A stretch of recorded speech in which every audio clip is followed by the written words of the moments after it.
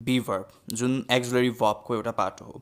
यस अन्तर्गत वर्तमान समयको लागि इज एम आर, बितेको समयको लागि वाज वेयर र भविष्यको लागि विल बी वा सेल बी हुने गर्छ। हामीले इज एम आर मध्येमा आईसँग एम, हि, सी, इटसँग इज र वी, यु, देसँग आरको प्रयोग गर्छौँ।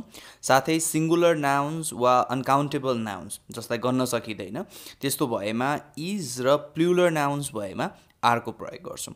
त्यसै गरी वाज वेयर मध्येमा आई, हि, सी, इटसँग वाज, वी, यु, देसँग वेयर, सिङ्गुलर नाउन्स वा अनकाउन्टेबल नाउन्ससँग वाज र प्लुरल नाउनसँग वेयरको प्रयोग गर्छौँ।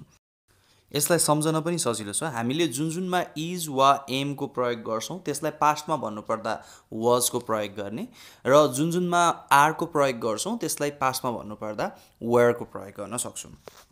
केही उदाहरणहरू हेरौँ। जस्तै म खुसी छु भन्नु पऱ्यो भने आई एम ह्याप्पी। उनीहरू महान छन्, दे आर ग्रेट। उनी असल छिन्, सी इज नाइस। पानी चिसो छ, वाटर इज कोल्ड। मेरो बहिनी अग्ली छिन्, माई सिस्टर इज टल। हाम्रा साथीहरू व्यस्त छन्, आवर फ्रेन्ड्स आर बिजी। अब यही वाक्यहरूलाई पास्टमा भन्नु पऱ्यो भने हामीले इज एम आरलाई वाज वेयरमा परिवर्तन गर्न सक्छौँ। प्रेजेन्टमा आई एम ह्याप्पी छ भने पास्टमा आई वाज ह्याप्पी हुन्छ। त्यसै गरेर they are great, they were great. She is nice, she was nice.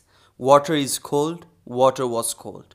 My sister is tall, my sister was tall. Our friends are busy, our friends were busy. यसरी हामीले is, am, are, was, वेयरको सही ढङ्गले प्रयोग गर्न सक्छौँ। हामीले यही कुराहरूलाई फ्युचरमा भन्नु पऱ्यो भने विल बी अथवा सेल बीको प्रयोग गर्न सक्छौँ। आई एम ह्याप्पीको फ्युचर हुन्छ I will be happy. They are great, they will be great. She is nice, she will be nice. Water is cold, water will be cold. My sister is tall, my sister will be tall.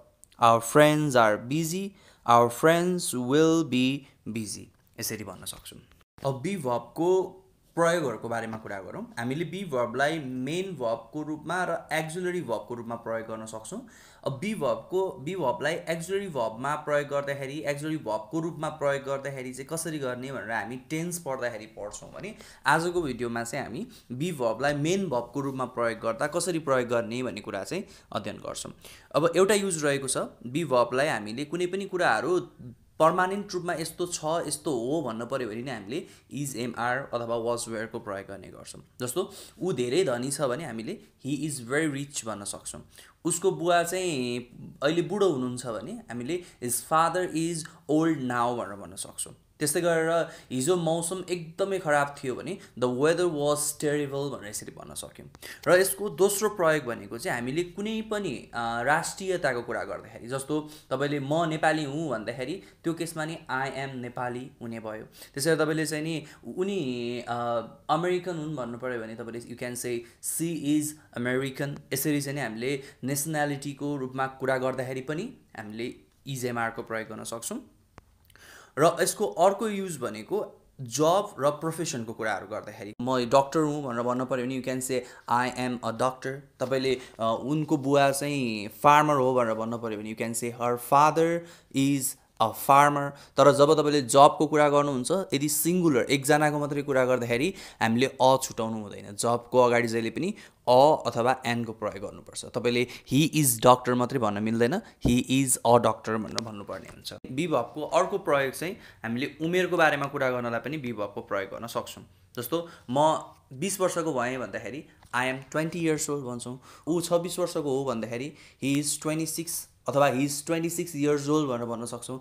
Be वर्बको अर्को प्रयोग भनेको चाहिँ हामीले कोही व्यक्ति हामीसँग कसरी सम्बन्धित छन् या उनीहरू हाम्रो को पर्छन् भनेर कुरा गर्नु पऱ्यो भने पनि बी वर्बको प्रयोग हुन्छ। जस्तो अब मेरो राजन चाहिँ एकदम मिल्ने साथी हो भने राजन मेरो एकदम मिल्ने साथी हो भन्दाखेरि नि यहाँ बी वर्बले मैले सेन्टेन्स बनाउनुपर्छ। Rajan is my best friend. त्यसरी कसैलाई मैले चिनाएँ, उहाँ मेरो बुवा हो भनेर चिनाएँ भने पनि हि इज माई फादर। यसरी कुनै पनि सम्बन्ध यो व्यक्ति मेरो यो पर्छ यो हो भनेर भन्नु पऱ्यो भने पनि बी वर्बको प्रयोग गर्ने गरिन्छ। बी वर्बको अर्को प्रयोग चाहिँ कुनै पनि वस्तुहरू वा कुनै पनि ठाउँहरू कहाँ छ भनेर भन्नु पऱ्यो भने पनि बी वर्बको प्रयोग गर्न सक्छौँ। जस्तो तपाईँको मोबाइल तपाईँको टेबलमाथि छ भने तपाईँले भन्न सक्नुहुन्छ my mobile is on the table. तपाईँको किताबहरू चाहिँ तपाईँको ब्यागमा छ भने तपाईँले भन्न सक्नुहुन्छ my books are in my bag. र अर्को भनेको ठाउँ, कुनै ठाउँ जस्तो अब तपाईँले पोखरा चाहिँ नेपालमा छ भनेर भन्नु पऱ्यो भने पोखरा इज इन नेपाल भनेर भन्न सक्नुहुन्छ। नेपाल एसियामा छ भनेर भन्नु पऱ्यो भने नेपाल इज इन एसिया भनेर भन्न सक्नुहुन्छ हो। त्यस्तै गरेर तपाईँले अब कुनै समयको कुरा गर्नु पऱ्यो भने पनि बी भर्बको प्रयोग गर्न सक्नुहुन्छ। जस्तो आज 20 गते हो भन्नु पऱ्यो तपाईँले इट इज 20th होइन, 20th अफ चैत्र भनेर यसरी भन्न सक्नुहुन्छ। त्यसै गरेर अब मिटिङ चाहिँ यति बजे छ, my meeting is at 4 PM भनेर यसरी भन्न सक्नुहुन्छ। अर्को भनेको हामीले कुनै पनि व्यक्तिको आचरण वा उसको पर्सनालिटीको कुरा गर्नु पऱ्यो भने कोही मान्छे एकदम पोलाइट छ भने पनि हामीले हि इज भेरी पोलाइट भनेर भन्न सक्छौँ। कोही मान्छे एकदम रुड छ भने हि इज भेरी रुड भनेर भन्न सक्छौँ।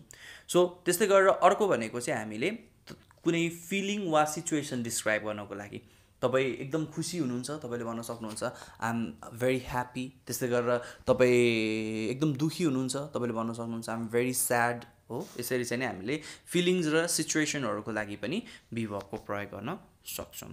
Okay, thank you so much for watching this video everyone. If you really find it helpful, don't forget to follow us and share this video.